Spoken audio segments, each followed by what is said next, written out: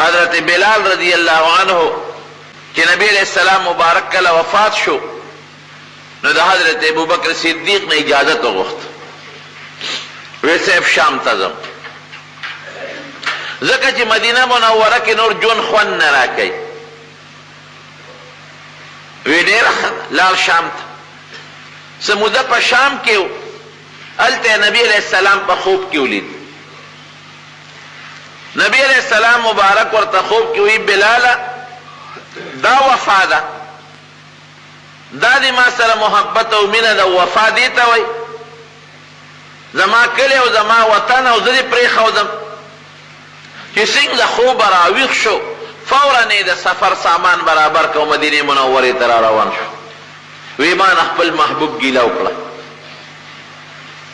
مدینه شریفې ته چې راورسېد د شام او د مدینه شریفې خو ډېره لویه فاصله ده او بلا مزل دی چې څنګه راورسېد خلک ته خبر شو چې حضرت بلال رضی الله عنه بیا راغی او دا ماشومان لارو کوڅو ته استقبال لرالل او چې څومره زلمي ټول جومات کې راجمع شو او دا هر چا دا سوچو چې نن به یو وخت بیا د پیغمبر علیه السلام یاد تازه کېږي ځکه ده خو به د هغه په ژوند بانګ وي او تاریخ لیکي چې کله به یې بانګ شروع کو وی نبی علیہ السلام په یو سترګه به قبلې ته کتل او په یو سترګه به د حضور پاک د مبارک مخ ته کتل او کله به په جوش کې بانګ وي ډېر په محبت او په مینه نو نبی علیہ السلام به ورته د خوشحالۍ نه مسکې واه واه به ورته کول نو چې دې سنګ راغی نو خلکو وی زاړه یادونه بیا تازه کېږي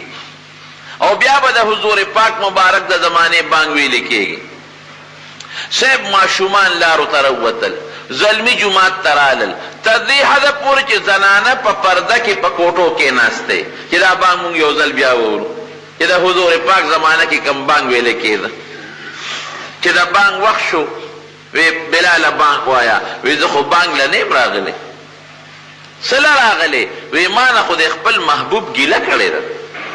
خوب کې مې ولید او ما نه یې ګیله وکړه نو د خپل محبوب او د خپل دوست هغه ګیله پوره کولو لرالمه بانګ نه وی وی نه خامخا به بانګ وی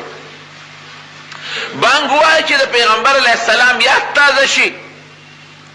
وی ما مه وجنئ زه بانګ نشم ویلی وی قسم دی چې ما به بانګ وی نو په یو سترګه به مې قبلې ته کتل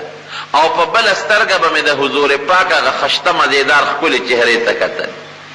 اوس چې زه بانګ ویم هغه چهره خو نشته ما له بانګ خوند نه راکوي حضرت حسن او حضرت حسین